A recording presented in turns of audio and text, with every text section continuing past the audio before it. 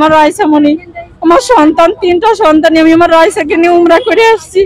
আর আজকে আমার রাইসাকে আমি এমন ভাবে হারাই ফেলেছি, আর পাবো না কখনো। আমার এখন ওই রুমটা নেই, আমার মন চায় ওই রুমে গিয়ে আমি দেখি ওইখানে কি আছে, কিন্তু ওই রুমে ওরা তালা মেরে রাখিছে। ওই রুমের সামনে পোস্টার লাগানো ছিল আমার সব বাচ্চাদের যারা যারা মারা গেছে, যে গার্জিয়ানরা মারা গেছে। ওই পোস্টার গিয়ে একদিন দেখে বৃষ্টির পানি লেগে আছে আমার মেয়ের ছবির পরে আমি আমার উন্না দিয়ে মুছে দিছি।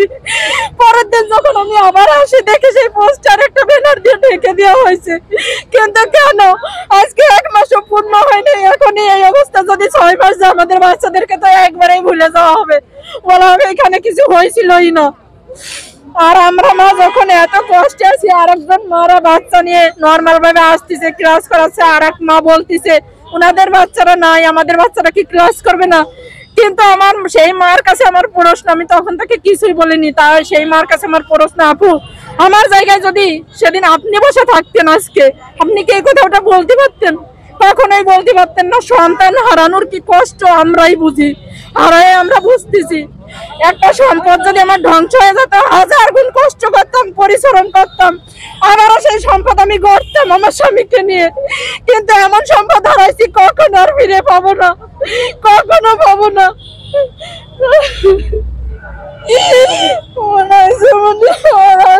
আমার কাছে আর কখনো আমার আম্মু বলে ডাকবে না।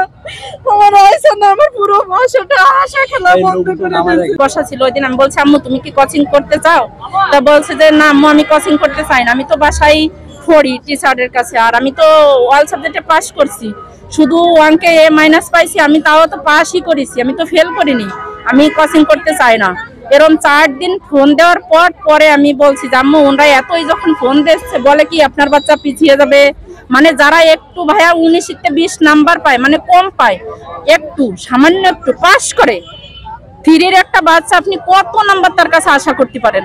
সে যদি একটু নাম্বার কম পায়, বলে কি যে গার্জিয়ানদের ফোন করে বলা আপনার বাচ্চা তো পিছিয়ে যাবে, আপনার বাচ্চা তো পারবে না, আর তাদেরকে অন্য চোখে দেখা হয়, মানে একটা আর চোখে দেখা হয় তাদের। আর যারা কোচিং করে তাদের এক্সট্রা কেয়ার করে, এক্সট্রা সময় দেয়, এক্সট্রা তাদেরকে আদর করে। তখন যেগুলো বাচ্চাদের কোচিং করানো হয় না তাদের মন ছোট হয়ে যায়। এই কোচিংটা বন্ধ করানো অনেক জরুরি। আমার আল্লাহ আমার মেয়েকে নিয়ে গেছে ভাইয়া, সেটা অ্যাক্সিডেন্ট বলেন, যা বলেন, দুর্ঘটনা বলেন, যেভাবেই হোক আমার মেয়েকে আল্লাহ নিয়ে গেছে। আমি আমার মনকে আস্তে আস্তে হয়তো শান্ত করব, কিন্তু মনকে এটাও আমার মনে কান্দে, বলে এখনো যে হয়তো যদি আমার মেয়েকে আমি কোচিং এ না দিতাম, আমার বাচ্চা সুস্থ শরীরে আমার বাসায় থাকতো। কারণ আমি 12:30টার মধ্যে উপস্থিত থাকি ক্লাসে, যখন আমার মেয়েকে আমি কোচিং কখনো দেই নেই। আমি 1টার বাজার সাথে সাথে আমার মেয়েকে নিয়ে চলে গেছি। আমার হাজব্যান্ড জামাতে নামাজ পড়ে বলে সে কখনো আসতো না নিতে, আমি নিতে আসতাম তাকে। আবার সকালবেলায় আমার বাবু আছে, ছোট ছেলে 4 বছর, তাকে রাইখে আসতাম, ওর আব্বু তার কাছে শুয়ে থাকতো, আমি আমার মেয়েদেরকে নিয়ে ক্লাসে দিতে আসতাম। যেদিনকে এই দুর্ঘটনা হলো ওই দিনকে একটু দেরি হওয়াতে ওর আব্বু ওদেরকে 2 বোনকে নিয়ে আসছিল স্কুলে দিতে। বুঝতে পারিনি এইভাবে আমি আমার মেয়েকে হারাবো। আমার অনেক সাধনার ধন হলো জানে, এটা টাকা কামানোর একটা প্ল্যান। যদি আমাদের বাচ্চারা কেউ একটু নাম্বার 19-20 পায়, তাহলে যেমন আমার রাইসামণি ওয়াল সাবজেক্টে A+ পেয়েছেন, শুধু অঙ্কেও একটু ছোলো ভাইয়া, অঙ্কে A- পাইছে, ফেল করিনি, পাসই করছে আমার মেয়ে। আপনারা চাইলে আমার বাসায় গেলে পরীক্ষার রেজাল্ট কার্ডটাও দেখতে পারবেন।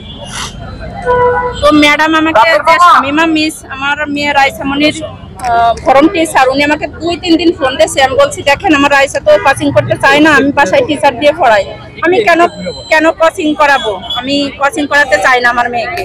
তখন উনি আবারও আমাকে ফোন দেয়, ফোন দিলে আমি রাইসাকে জিজ্ঞেস করি আম্মু, ও আমার পাশেই।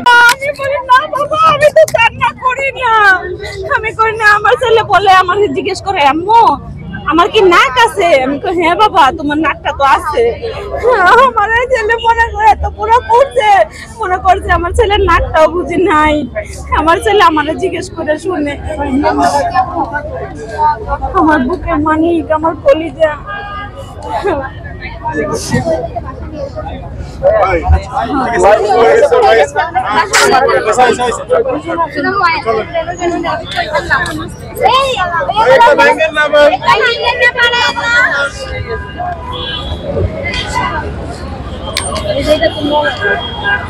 ক্লাসের পরে আবার কোচিং, এটা কি শর্তে হচ্ছে তারা কোচিংটা করে? কি শর্তে করে ভাইয়া উনরাই